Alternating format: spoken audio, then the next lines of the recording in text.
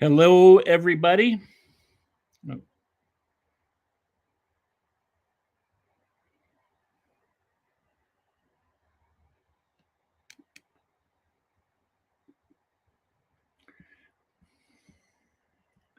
Shmiko, it tells me an error has occurred and to keep waiting. It's something with the LA Tribune, I think. I don't know if I'm recording or You're screen. live. You're live, Rex. You're live. Okay, everybody, I'm live. I get these weird messages. I have no idea what they are, but welcome to All Things Rex Worldwide. It's another Thursday. We're so glad that you're here.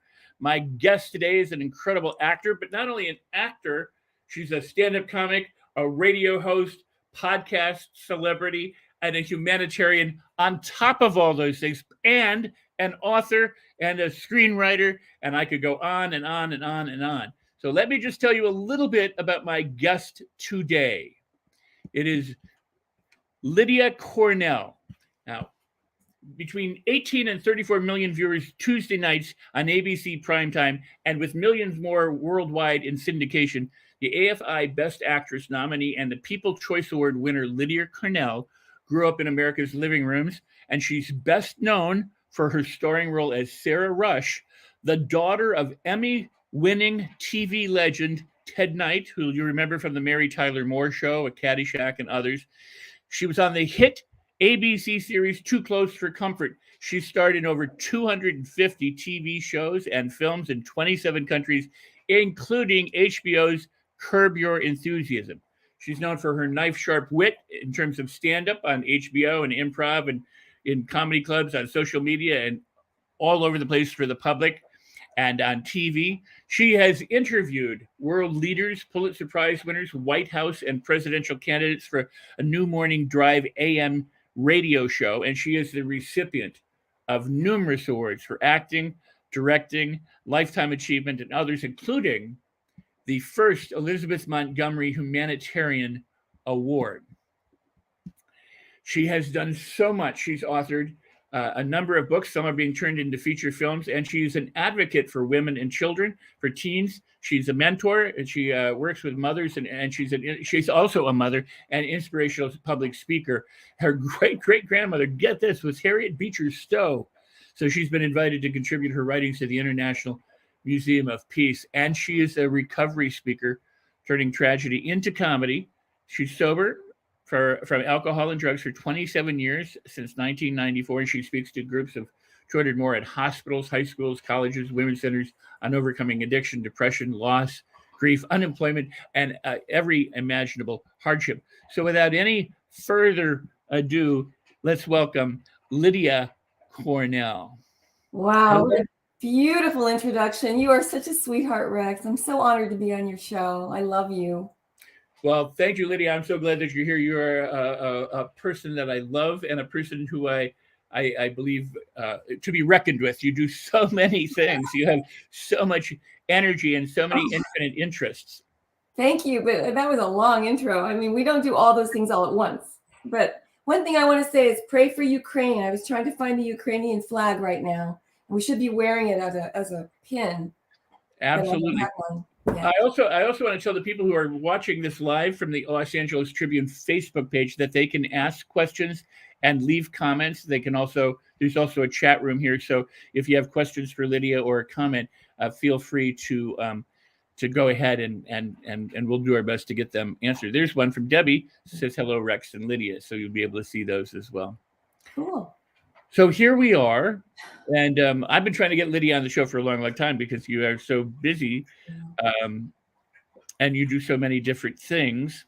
But let's go back. Let's go back because Too Close for Comfort was what an amazing ride. How did you get into all of this? Let's start with the early days of your career and then go from there.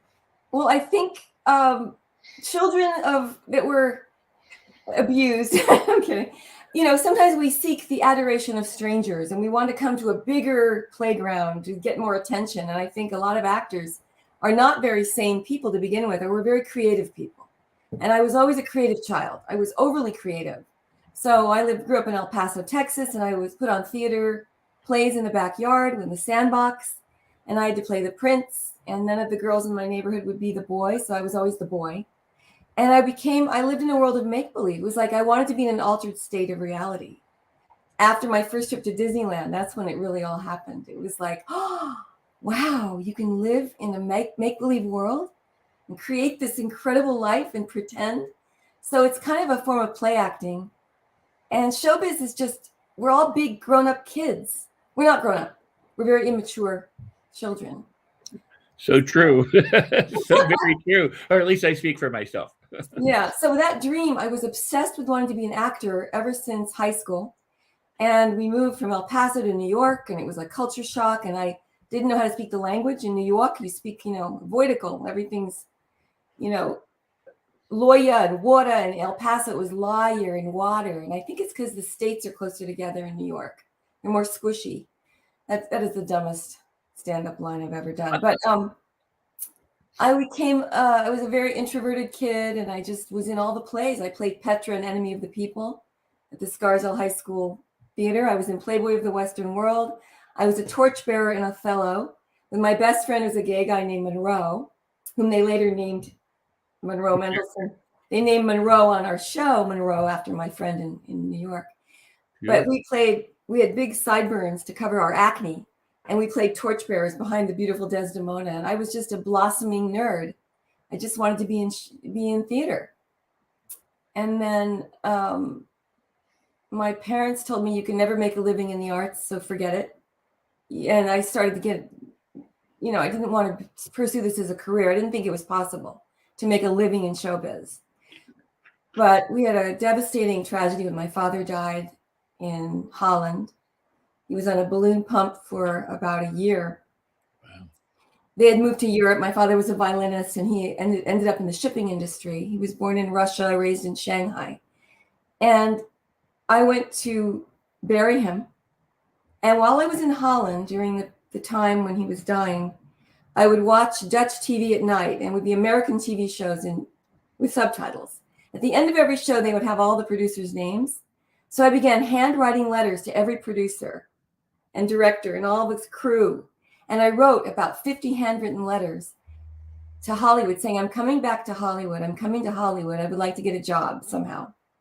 None of those panned out, but I think the intention that I set paid off in the long run in a weird way, because as soon as I got to LA, I was either blessed. My father had died and I felt his spirit around me. I don't know if that sounds weird, but I had a series of incredible coincidences that led to my first audition.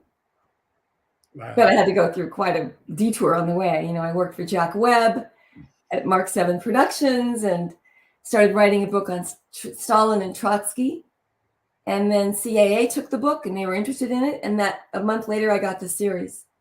And that was a wild audition. Wow, I want to ask you about that in just a moment. But one of my favorite memories of Jack Webb was at a stoplight at Doheny and Sunset, out where the Nick's Fish Market used to be in the Hamburger Hamlet. Oh, yeah. And he stopped everybody. Somebody started to cross the road and he became Jack Webb, Joe Friday. And he was like, everybody stop. And he stopped this traffic. And we were parked at the light and watching him and went, he's just like Joe Friday. Was he? Oh, how funny. Oh my God, that reminded me. Okay, so I broke into the lot at Samuel Goldwyn Studios, which later became where I did Love Boats later on. I did 6 Love Boats later on, but I broke onto the lot. I got in, the guard let me in, and I walked down the hall with my resume. And there's Jack Webb with Paul Donnelly, the head of production at Universal. And they go, can we help you? And I said, I'm looking for a job. And they go, well, we have a director upstairs, Georgie Sherman, who's looking for an assistant. So I went upstairs, met Georgie, who is a 4'11" director of John Wayne movies. And I think he did Red River, or he did lots of movies. And I started working for him. And here's what happened. We were producing a movie called Little Mo, starring Mark Harmon, Lana Turner, and Leslie Nielsen. And I got to meet these stars who came in the office in 1979. And we dyed Lana Turner's hair dark, and she ended up not getting the role. She ended up dropping out of the film, and Anne Bancroft came in. So I got to meet Mark Harmon. Leslie Nielsen had his whoopee cushion, and he was using it in the elevator, on people, on Lana Turner and everyone. And then there was a Xerox copy boy named Linwood Boomer.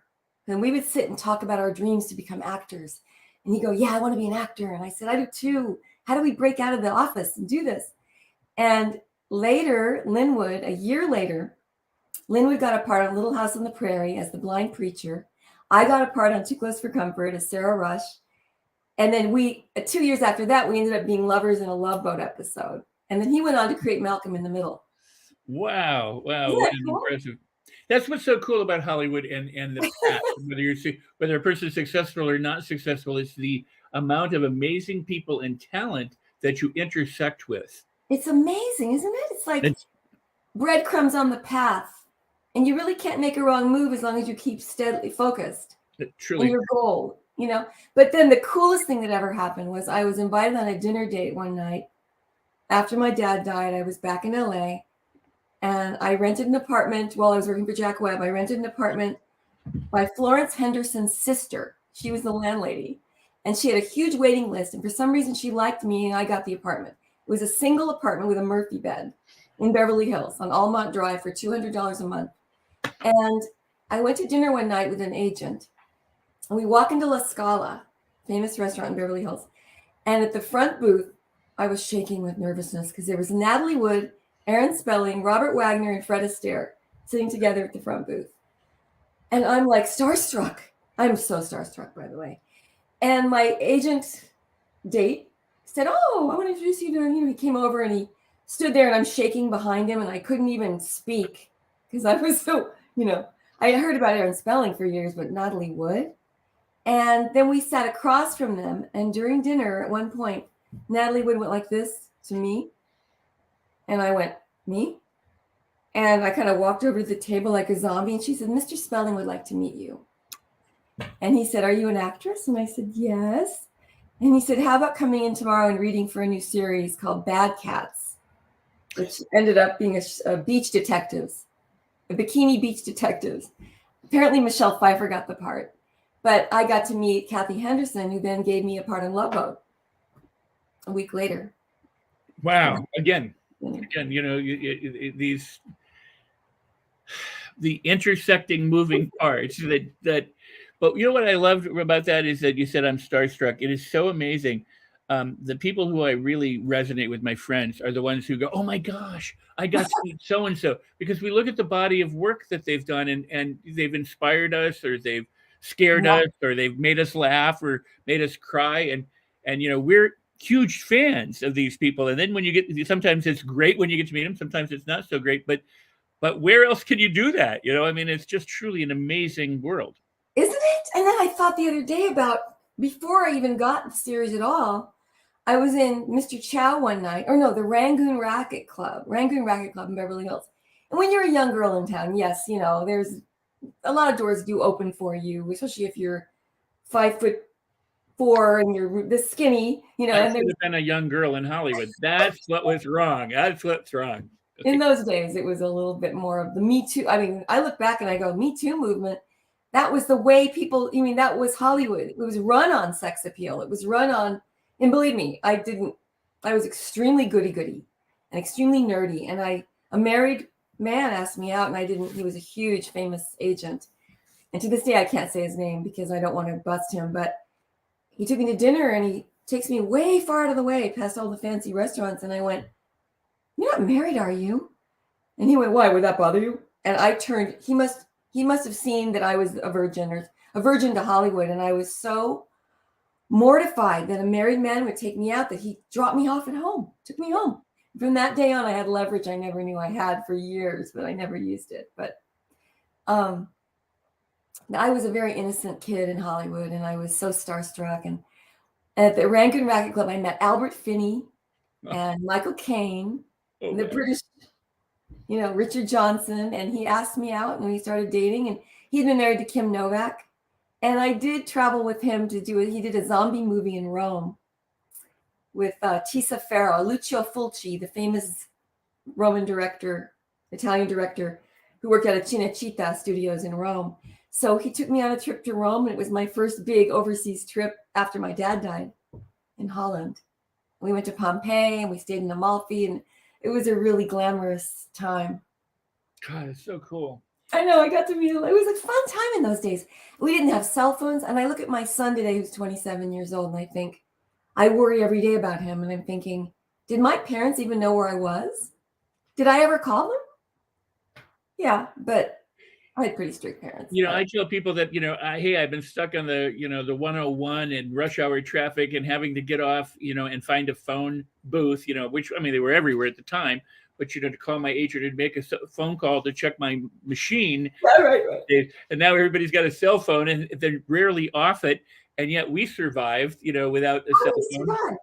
It was like I got riders to college on a bulletin board. I went, can you drive to college with me? I got 4 strangers to split the gas money to go from New York to Colorado Boulder. And they could have been rapists and serial killers, but we were just so trusting. I mean, I hitchhiked for years in Hollywood. I got beat up. I was at gunpoint. I mean, all sorts of things happened to me, and it didn't stop me from hitchhiking. And if my parents had known, I called them later, that had my parents had a cell phone or been able to track me, it would have been over. They would never have. Rex, you were held up a gun. I got to hear this story sometime. Numerous times, but one time, a very quick story.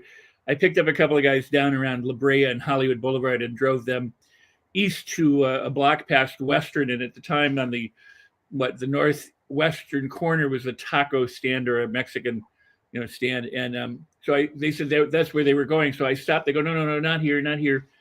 And they said, go to the next corner and turn. There's somebody there. We don't want them to see us. I said, all right. So I get to the next corner and I stop and they go, no, turn. Well, when the minute I made the turn and stopped, I had a loaded 45 at my head. Oh my God. And the only thing I remember is going, shit, my mom was right. Don't pick up hitchhikers. I mean, it was like a cathedral in my head.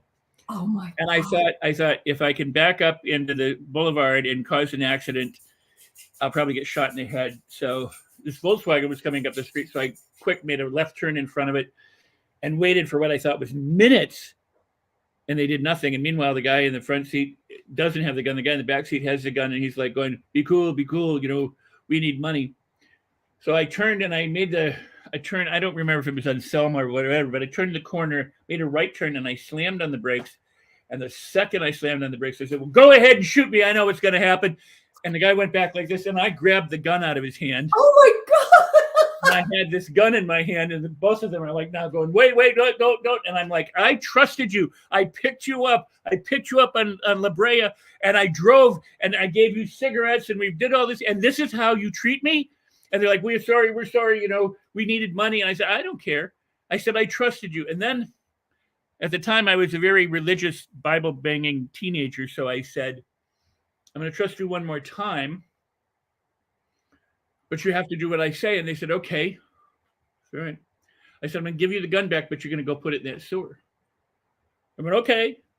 I gave them the gun back. We got out of the car. They put it in the sewer. Probably should have had them dismantle it, but I wasn't smart enough to think about that. God, good for you. I then gave them Bibles out of my trunk. I said, I'll meet you at that place on Western tomorrow, 3:00. I'll see what I can do. It happened to be a Saturday night, so it was Sunday. I went into the church that we had started in Beverly Hills. We actually started a church. You're kidding. And we started it in West Hollywood with, you remember Larry Norman, the gospel singer? Kind of. Matt Norman is an actress. But anyway, the number of Jesus people at the time in the 70s grew from a handful of people to thousands, actually. And we created a theater in Hollywood called the Hollywood Free Theater. We took over a theater and renovated it and made Christian plays and then. Anyway, anyway, the long story short, I went to the church and said, this is what happened last night. The God has saved me. Can we take a donation for these people and help them? They said, no, they're probably con artists. So I said, what? I said, you don't understand. I'm saved. I took this gun away. God has saved me. They go, no, not going to do it. Oh my God. 2 guys. We went to Ralph's, bought what we could with groceries, went down. They were there. They said, we started reading the Bible. We said, here's some groceries. I had like $6. I go, here's $6. God bless you, and sent them on their way. And that was the last I ever saw of them. That's amazing. That was one of many times, but that was the most profound one. Oh my God. I can't believe I just shared that here. I was going to tell you that I lived at Columbia Studios instead, but that's I'm so happy you shared that. That is really scary, but it's amazing. And I do believe in a higher power, and I do believe that power is love. Yeah. the Well, love. let's do this, because I want to touch a little bit on your career, especially what it was like to go from where you were to start of a hit TV show with Ted Knight, Oh my God. and then also you do so much humanitarian work, Thank you. and you've gone through your own recovery process, and you help so many people in so many ways that way, that I would really like to be able to venture into that territory as well. Thank So you. I feel that I just wanted to get over the audition for Too Close for Comfort, which was, I was so green and naive that I didn't know to be afraid yet. And I don't even know how. I was the 400th girl they saw, and it was the last day of the audition, and I had these managers, the Laxes, Bernie and Suzanne Lax, who discovered me at a party.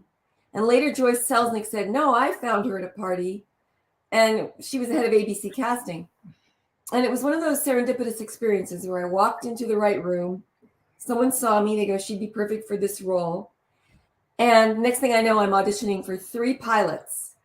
wow. I blew, and it was all good luck. Every bad thing that's ever happened to me turned into something good when I think that way, when I don't worry about it. But that's a process I learned later.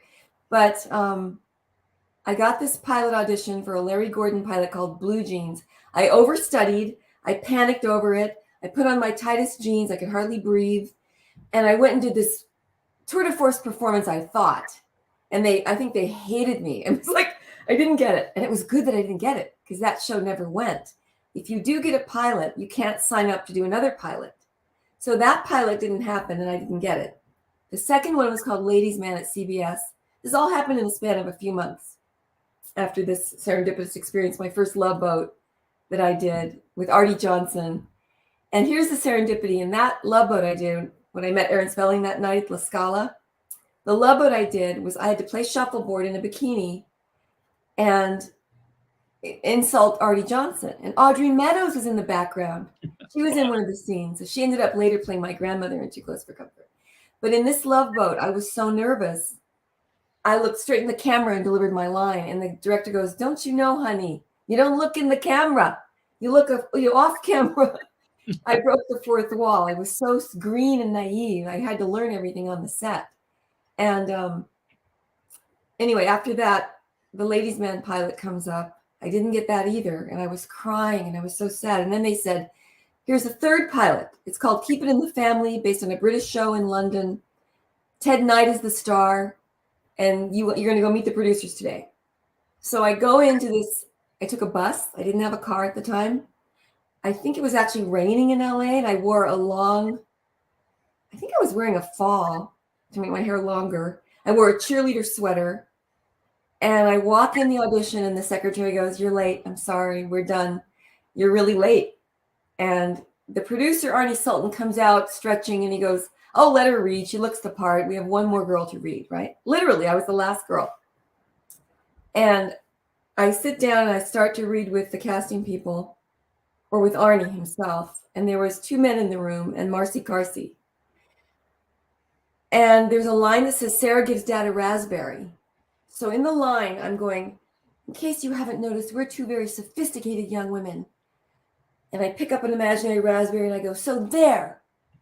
And I thrust it at Arnie Sultan. He goes, what the hell? What is this you're giving me here? What is this? I went, I'm giving you a raspberry. And I think he said, what planet are you from? And I think I said, Texas. And it was like, you don't know what a raspberry is? It's a Bronx cheer. And the whole room burst out into you do one, Rex, do one for me. That's a raspberry. And I was so green and naive. They go, she's perfect. She's either the dumbest person we've ever seen, or she's just, she's exactly what we want in Sarah. They wanted a virginal sex symbol who didn't know anything. And I got to read the next day. I go in to read. They go, you want to be at the network tomorrow, meet the president of ABC, and you're going to read with 5 other girls. You're going to read with Ted Knight. And I went, okay. I go in wearing a virginal white dress with flowers. All the other girls are wearing sexy with their tits hanging out and their crotch showing. And I come in looking like a virgin. And I read with Ted, and they were laughing hysterically. I didn't know enough to be nervous.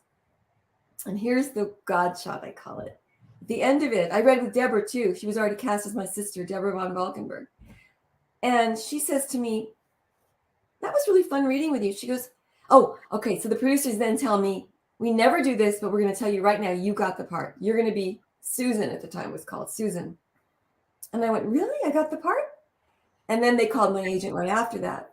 And Deborah says to me, what's your name? How do you pronounce your name? And I said, Lydia Kornilov. It's a strange Russian name. I got to find a shorter name. She goes, Kornilov. I work with a Gregory Kornilov in New York City. On all last summer, I was working for him, or 2 years earlier. And he was in Holland in the shipping industry. And I went, that's my dad. Wow. Deborah von Valkenburg, my TV sister, worked for my father out of 9 million people in New York City. So there are no coincidences. I felt like I was in the right place, and now we're still best friends to this day. And I directed her in a movie. That is so beautiful. You have to come back. We have to do another show where we just talk about strange coincidences like this. It's just so many weird stories that I'm sure we could share. We should find some other people maybe to jump in, because it's just, I am always, whether it's New York or LA, I'm always like, in a city of daytime population, like 14 million people, if two people can bump into each other, it's like the most amazing thing. It's just, isn't that weird? And then if there's some connection like what you just had, it's just so wonderful. I've had so many of those. I call them God shots. I trademarked the term, and now I have a show called God Shots about uncanny coincidence and synchronicity. That I want you to come on my show, so we can do that. Yeah. Absolutely. Hey, let's do this. We about 4 minutes. We would take a commercial break, but let's do the commercial now, and then it'll give us a little extra time on the other side. Okay. So hang tight for just a second. Your mic, everything will be muted. There'll be 30 seconds worth of commercial, and we'll be right back. All right.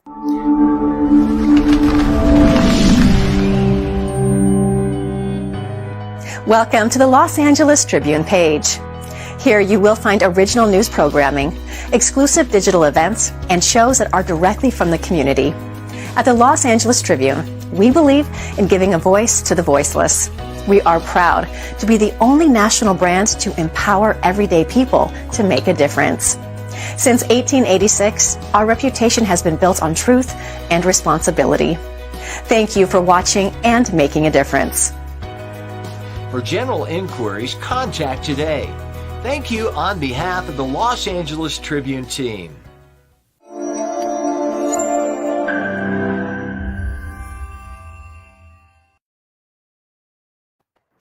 And I just want to give a shout out to Mo Rock, the CEO, owner of the Los Angeles Tribune, because it is truly his vision to be an inspiration and a platform for people to inspire to be better, to motivate people to be better, and to actually assist them in making that happen. So this show is part of that. I'm so glad to have it.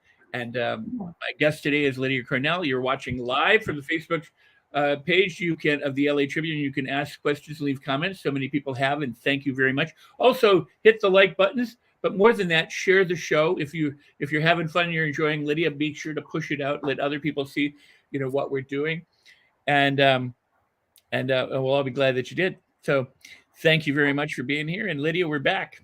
Thank you. What a cool network, Los Angeles Tribune. It's one of the iconic names that I've always known.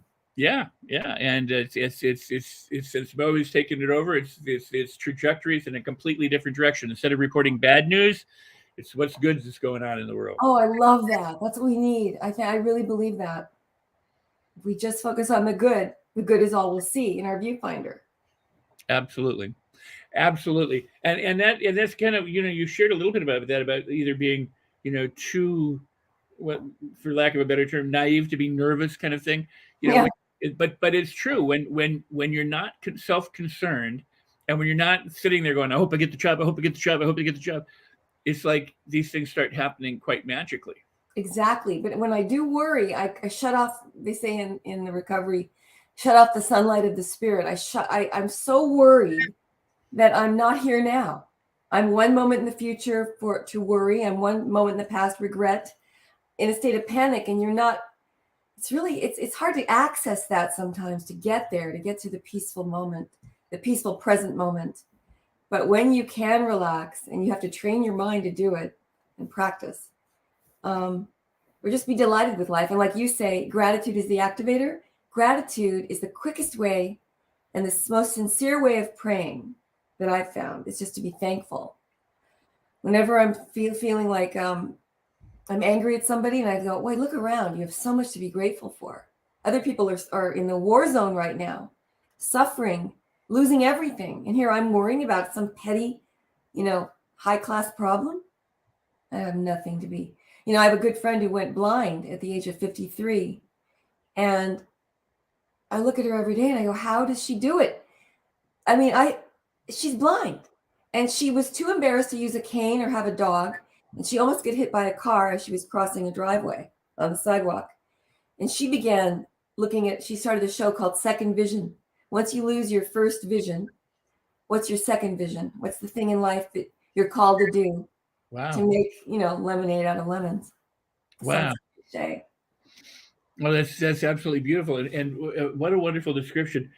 I've always said, if you've got a pebble in your shoe, all of your attention goes to that pebble. Yeah. And yet everything else is fine. Isn't that weird? And the pebble could be anything. I mean, it can be something quite big and quite profound. But the point is that it takes our energy. And what I love what you said about true prayer, if you go through scripture, and I know a little bit about scripture, especially having been that teenager, but the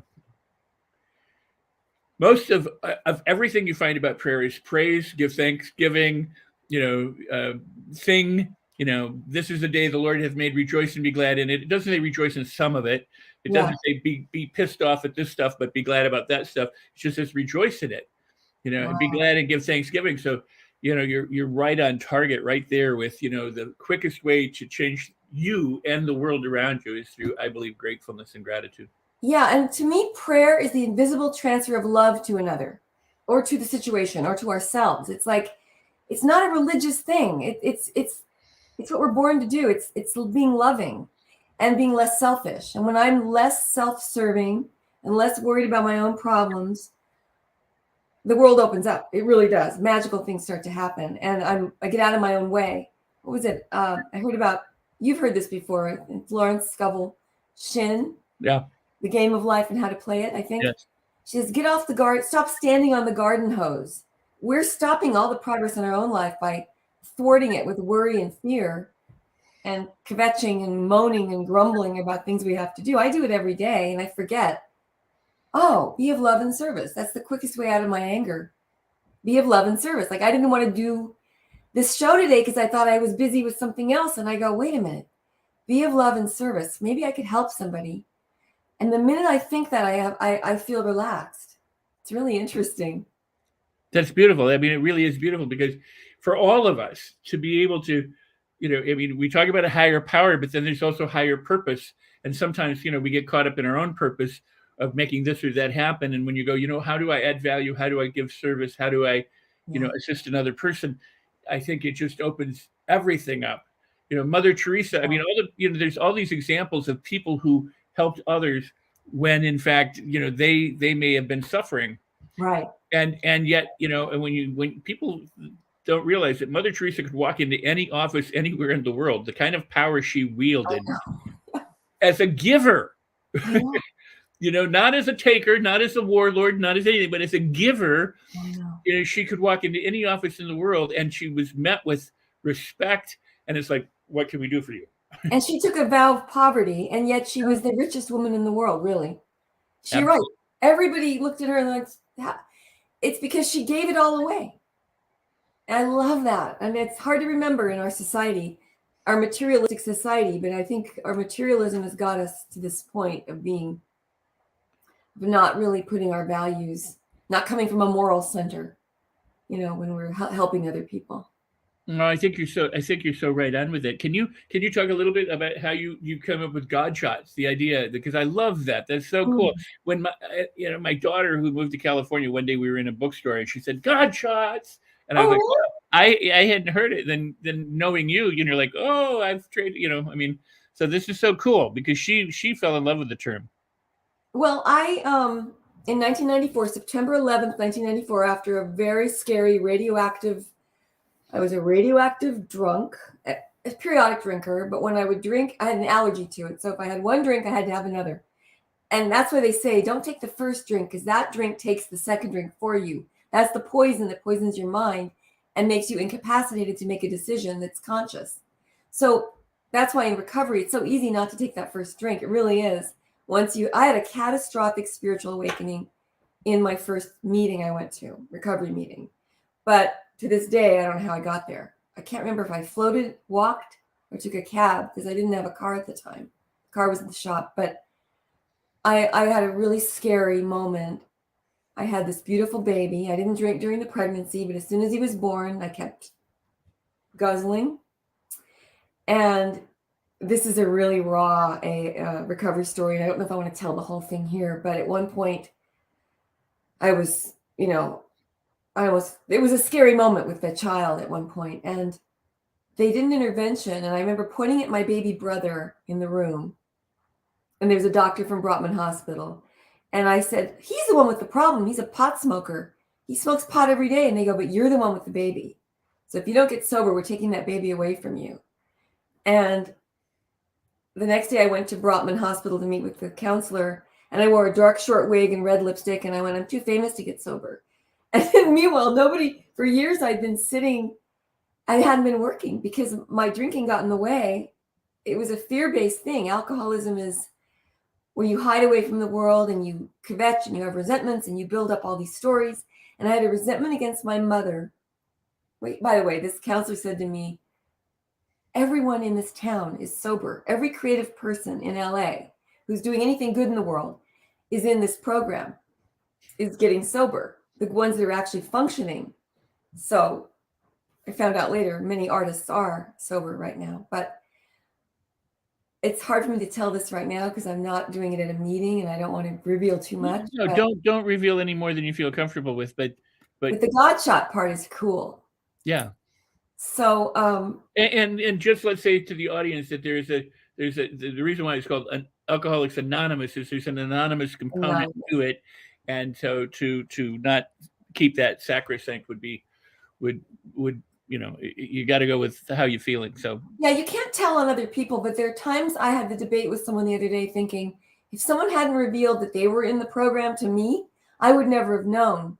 So in a way, you want to help people find this amazing program, but it's basically you have to surrender. So what happened was I had this lifelong resentment against my mother for many things, and God bless her, she died 1 year ago. She died April 2021, and we had an amazing forgiveness a year before she died. But she was a very difficult parent, and I went through a lot of abuse, and she was borderline. And we thought it was bipolar, but borderline is something different. As the firstborn daughter, the pressure was on me to be perfect at all times, to never speak unless I'm spoken to be with every hair in place. And I was like a doll. I couldn't speak my mind. And I was very scared of her because it could turn on a dime. And there was a really horrible time in high school where it was a scary, abusive situation. So I resented her also for giving away everything I ever owned that I loved. And then I went away to college and I had these Barbies, Barbie, Ken, Midge, and the dream house. And I put it in the attic. And I said, Mom, whatever you do, never give away these dolls. They're going to be worth a fortune someday. And I want to give them to my kids. And the minute I come home from my first semester break, they're gone. She gave them away. So I carried and harbored this resentment for 20 years. Through everything that had happened in my life, I could always drive that screw into her and say, I can't forgive her for this. This is so weird. My first meeting I ever went to, recovery meeting, I was at my wit's end. I'd hit my bottom, and the dog's barking. And I remember going to the meeting, and they said, are there any alcoholics present? And my hand shot up without my permission, and that was my first surrender. And I'd never felt like I could admit that out loud. And I cried a river of tears. It was like the waving a white flag. And at that moment, all these women came running over to me at the end of the meeting and hugged me. And one said, let's go home and talk.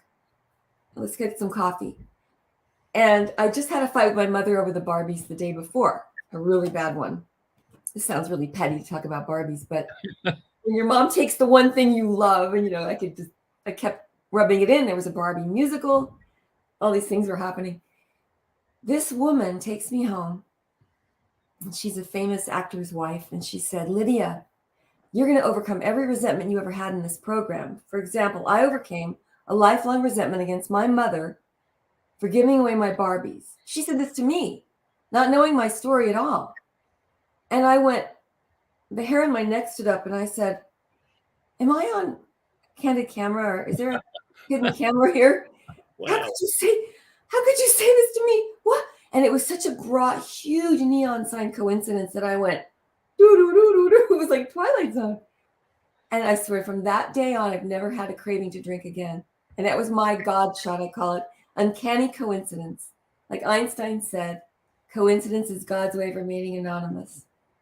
That's beautiful. And then I had hundreds of those that first year. For 5 years, I stayed in a pink cloud of just joy. Everything was flowing. I've never been happier. And then I hit Earth and I met a normie husband, but I still stayed sober. And some of the craziest things happened after sobriety, but they became funny. Like I turned them into comedy. So life is just an amazing journey of being in the moment. Life is in process. If you can keep your wits about you and don't pick up that, to me, fame is a drug, the fame drug, the hollowness of wanting more, wanting anything to numb you or be in an altered state. I mean, we have our ways. We have TV, we have internet. I have addiction to Twitter at times, but I wouldn't trade that spiritual awakening, that crash and burn, for anything. You know, that is really, really beautiful. I've never been part of an AA program or rehab or any of that. I have attended meetings, however, but you know, when I was younger, I did drugs, mostly recreational drugs, you know, illegal drugs.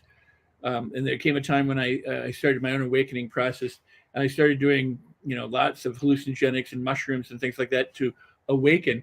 Yeah. And did thousands and thousands of hours of isolation tank work and all this kind of stuff. And what I discovered was that nothing that a drug of any kind I'd ever had could do anything better than what I could do when I just let go and meditated. Exactly. The inner states of my own being were far greater than anything I could ingest or hope for. And I've tried to tell people that, you know, for 40 years or so, and many don't believe me, but it's true. You know, what I can do meditating is, and it's not about doing anything while you're meditating, but the point being is, you clearing the mind. Yeah, when you're in the present moment, it's the most incredible. I mean, words can't describe it. So well, it's weird. I used to have one time I had an external, something so beautiful appeared in my viewfinder in nature, a butterfly. It's going to sound really corny, but I had to be shocked out of my depression one day. And I'll tell you that story if we have time later or another show. But, you know, like you, a lot of us came to these things through a tangible, visceral experience. We experienced our own incredible downfall, and we barely made it out alive. I was in a suicidal depression before I had the surrender, which opened my mind to the power of joy and gratitude, like you said. But I had to go all the way down to my lowest bottom. And sometimes people don't make it out alive from there, you know. I'm really grateful. I mean, every day I pinch myself going, how did I have this miracle happen, you know? And I don't think miracles are unusual things. I think they're actually natural law, but we just don't see it the right way. That life is supposed to be happy, joyous, and free. We're supposed to be going with the flow, and yet we resist, you know? We fight our enemies. Don't see an enemy. It's hard to say Putin, but... No, go ahead. I didn't mean to cut you off. No, go ahead. I was just going to say, you know, you talked about not stepping in the hose of Florence Shovel, you know, and the, I think, you know, that people talk about, you know, the law of attraction's not working, or God's not helping, or the universe is against me, or this, that, and the other thing. And I argue all the time that all of the good is right here, right now, present. Energy can't be created or destroyed. It can only be transformed. You know, God, if God is omniscient, whatever your version of God is, and omnipresent and omnipotent, you know, all powerful, all knowing, and everywhere at once, there's no place that isn't God. You know, right. You and I, which right now is many, many miles, is God. You know, right. the computer is God, the clothes you wear is God. There's no difference, right? That why we can't see it, and why we don't experience the good, why we don't live our destiny, is because we're too distracted with the circumstances, the events, and the people in our life. We're paying attention to the news and the things and the disruption, Exactly. the pebble in the shoe, and all is right there. Well, first of all, I think we have to do. You and I have a definition of God that may be different. I'm not a fundamentalist. I wasn't raised in a and I'm not religion. any longer. God is love, period. God is infinite love. That's all I see. And many people have a very dark view of God being a fear and punishing God from these archaic religions. And I don't put them down.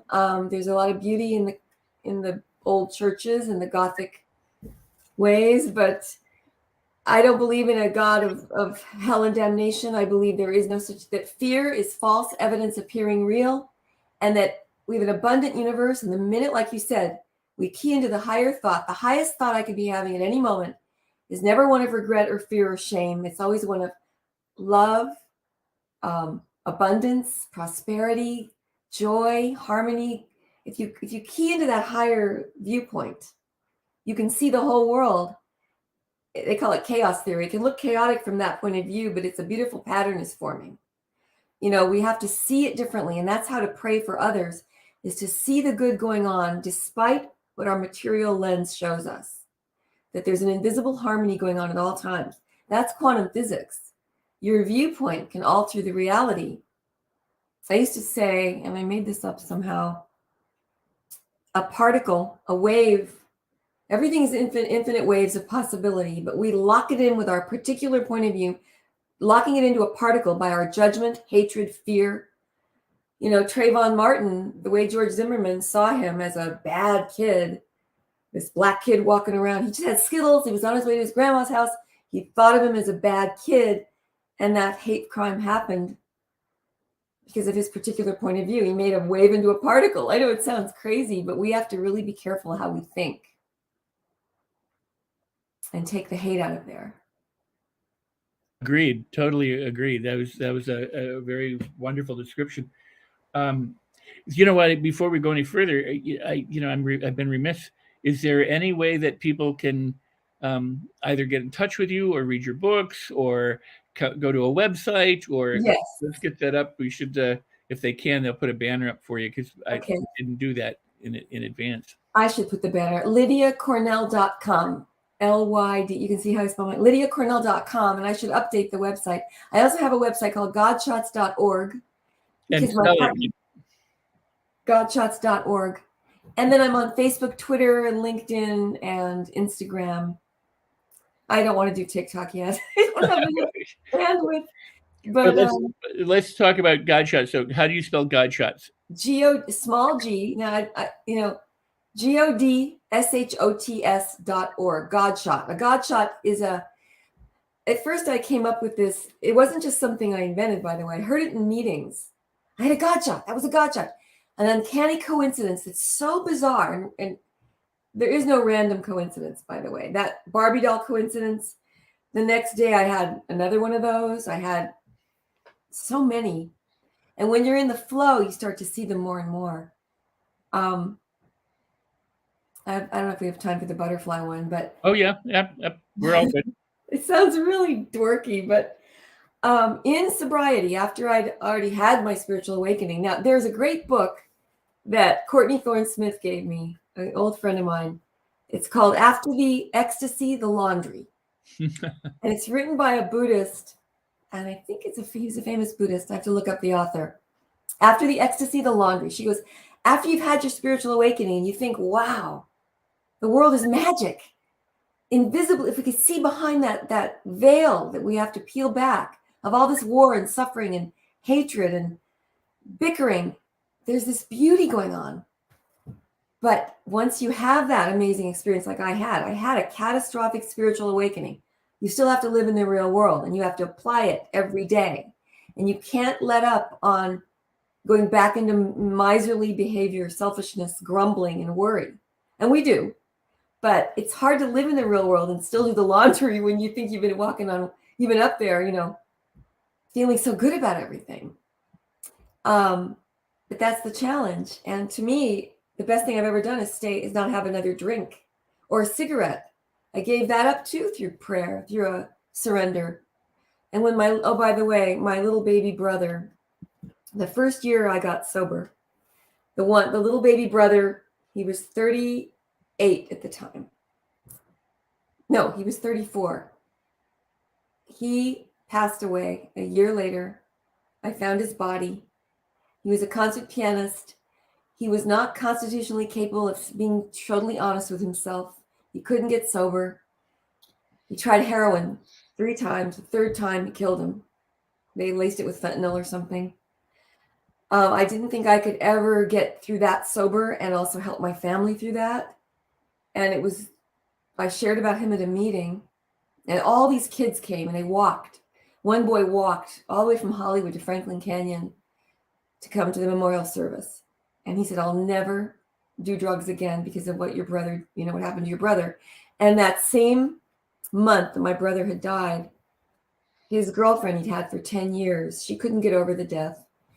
She was a vice president at Neiman Marcus in Dallas. She drank a bottle of booze while she was driving on her way in December through a snowstorm, hit a head-on collision and killed an entire family and herself on her way to his funeral.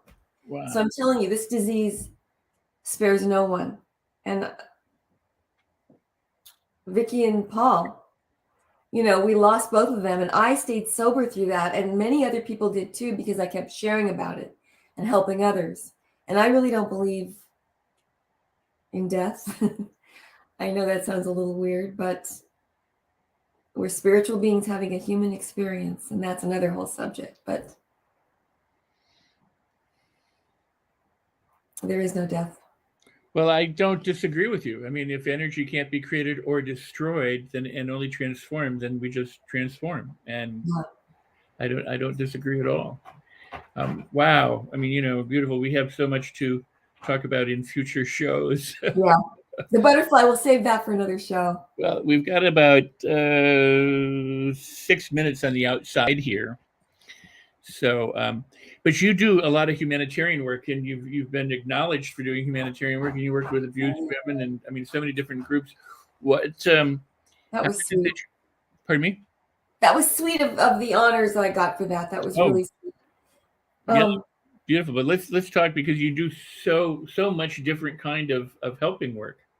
Well, I this past year of the pandemic, I've been working individually with certain people that are suicidal, and we try to help each other. And also in the program, you do that every day. But for many years, I did a lot of work with Foothill AIDS Foundation, with cerebral palsy, with women and children, mainly women, young women. And because I went through so much as an actor, they had exploited me in cheesecake bikini photos and having to be thin and perfect.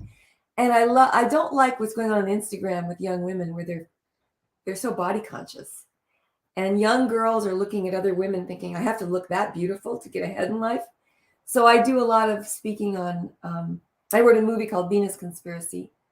It's a comedy about loving yourself, loving your body, but it's about a plot to keep us thin and insecure. So, and my book that's going to come out soon, I hope, is called Hiding My Brain in My Bra. And it's about crazy experiences in spiritual growth.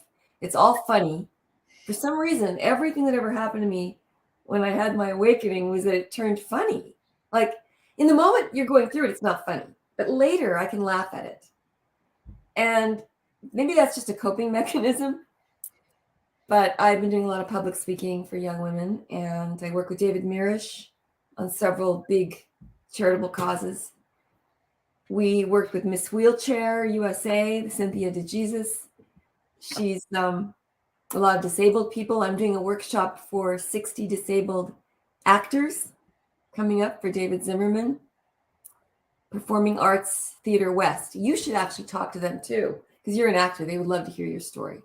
Absolutely. Thank you. But all this charity work, it's never enough. Right now I would love to be, I actually feel that prayer and meditation, they say Buddhist monks, when they pray, their brainwaves change.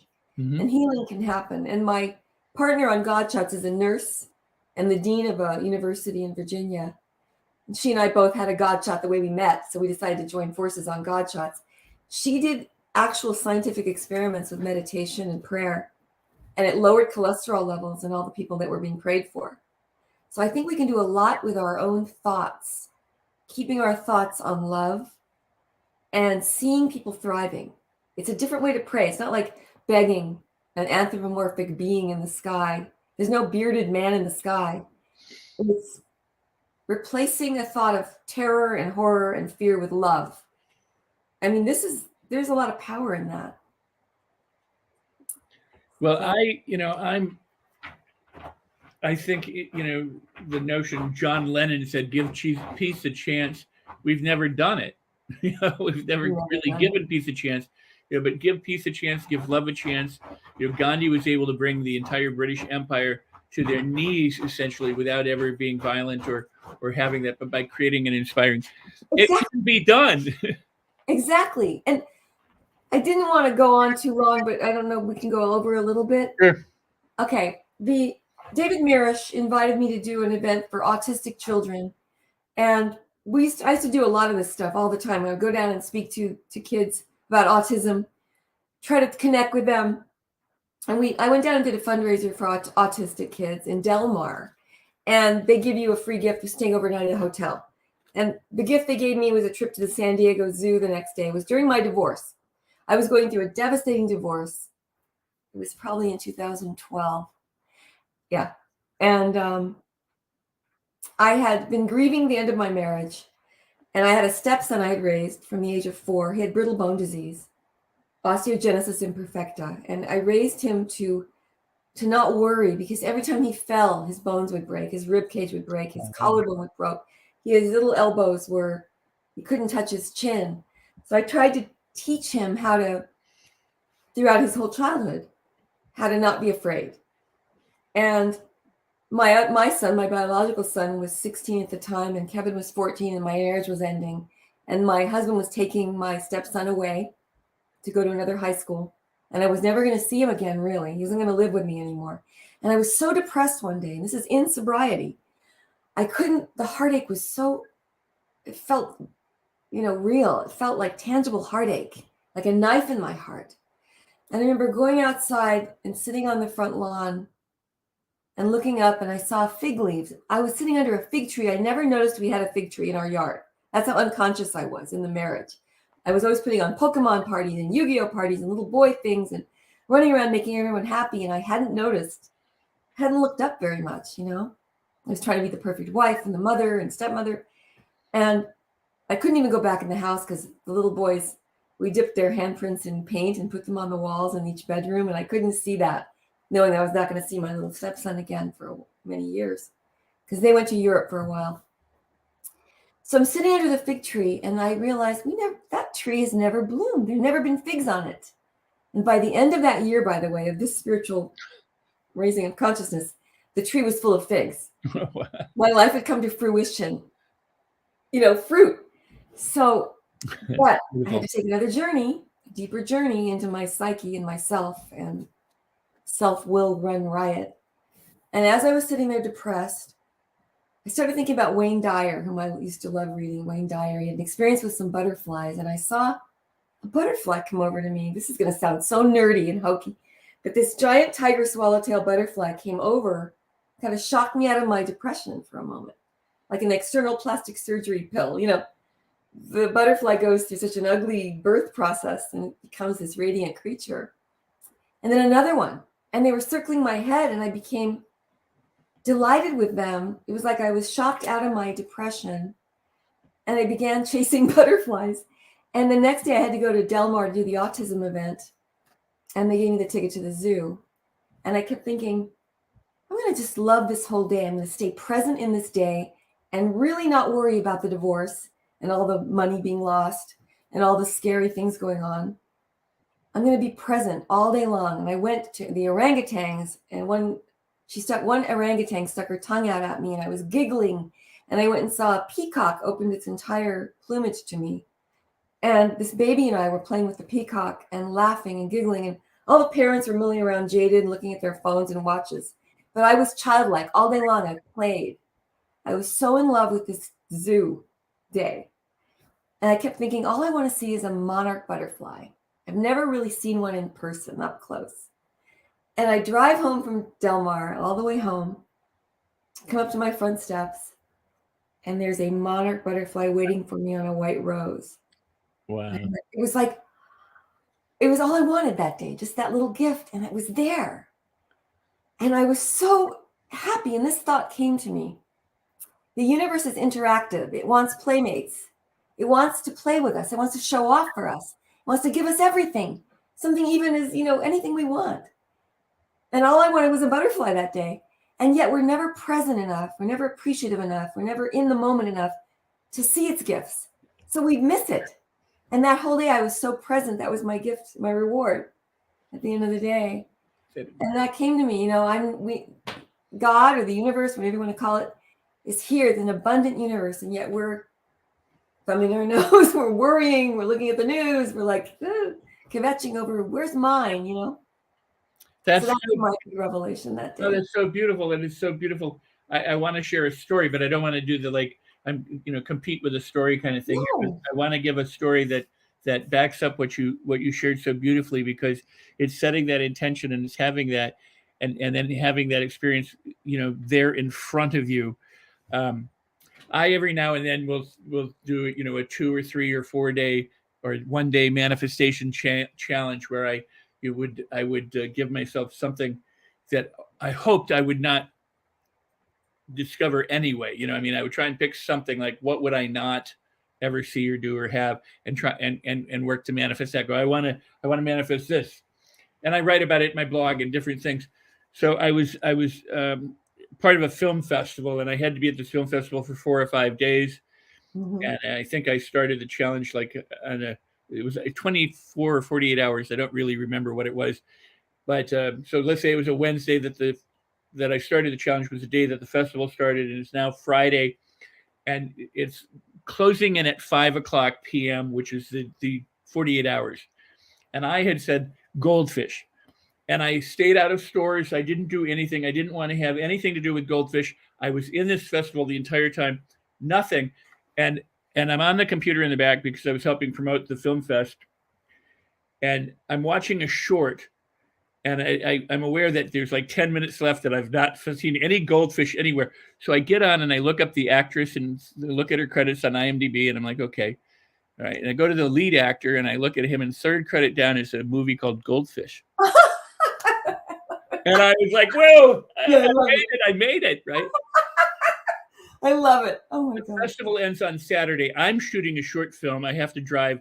I invite a friend of mine, to join me. She meets me on the set, and I walk in, and they said, "Hi, how you doing? Here, would you like some goldfish?" And for days they were like treats of goldfish. I love it. It was wonderful. It was amazing. I only say because if you put it out there and you let it go, anything is possible. It's that God shot that you described. So. Oh, I love that. Oh my God, I love that. I've got to tap into your mind, Rex, because what you just said about manifestation, I used to manifest all the time. And then I stopped myself with that worry and stuff. And I became too reality based. The reality, you can choose any reality you want. Why are we choosing this ugly reality when there's this beautiful one we could pick? My reality, I choose harmony, peace, and love. And you don't even have to see an enemy anywhere if you do that, except for Putin. We have to figure out how to pray for Putin to change his mind or stop him. Well, I do think he's sending positive energy. Doesn't mean you accept what the person is doing, but you send positive energy with the idea that may help alleviate some of what's going on. I want to say, because we are going to close out the show, that you have been just an absolute delight and a wonderful guest. And I love you. And I'm so happy that you're here. But not only that, you've put more than a face to fame, and because you've worked since a young time as an ingenue girl in TV hit series and things like that. But people don't get fame, and they think celebrities and it all must be perfect and it all must be easy. I think you need a book called Fame, Then Laundry. Yeah, that's right. Yeah. Oh my God. Oh, there were some survival years that were so hard, some hardship years.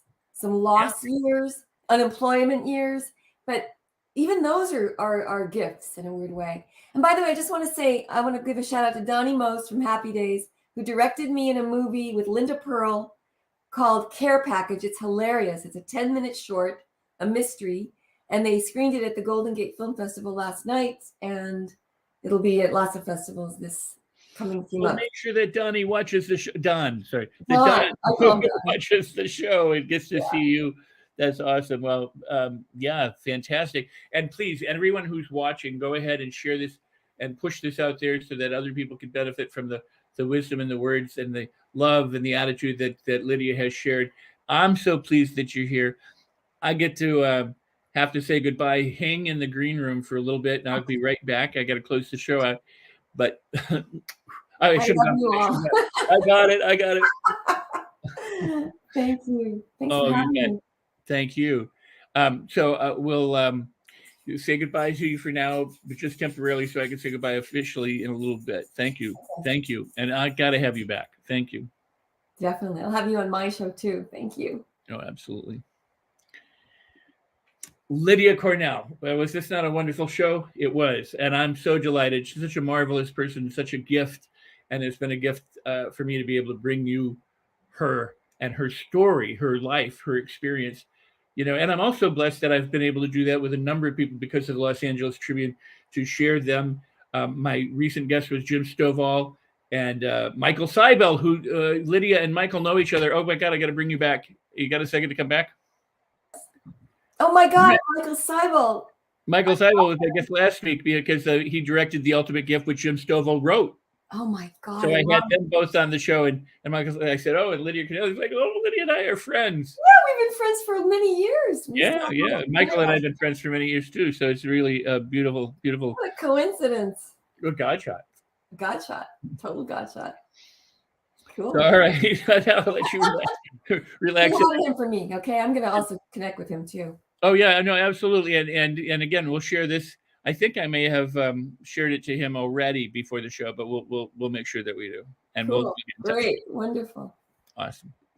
So again, Lydia Cornell, please do share the show. If you are watching this and it's the recording, you're either on the Tribune, Facebook, my profile, LinkedIn, or my profile on LinkedIn, Twitch, Twitter, Periscope, and wherever else, and Roku TV. Please do share the show, like, and leave comments, both like they have live and also during the recorded show. But please help me share the show and reach other people with my wonderful guests. And again, I'm so blessed to be able to do that. It's my turn to tell you a little bit about my book. I am the author of a book called Life on Your Terms, and there is the book. And if you get the book from Amazon, there's a softback or a hardcover. Go to they'll have to put it up, I think. Go to rexsikes.com/book. And you take your receipt code, you put that in the in a little box there where it says receipt code, and you'll get access to a $497 valued training called the Mastery Loop. It's on mastering your mindset, your emotions, your behaviors to get the kind of results that you want and be able to create the life that you deserve. See, Life on Your Terms is about creating the life that you want. So I'm giving you a bonus online video training to assist you in the process. And it's my gift to you for those of you who've got the book. It's more important than reading the book is to apply what's in the book and to transform your life so that you do live life on your terms. You see, I'm convinced that if you consider everything a blessing, everything's a blessing. If you consider it a problem, it'll be a problem. So the alternative is to consider it a blessing, right? And as Lydia and I have talked about, be thankful, be grateful, and celebrate everything. With that, I'll see you the next time.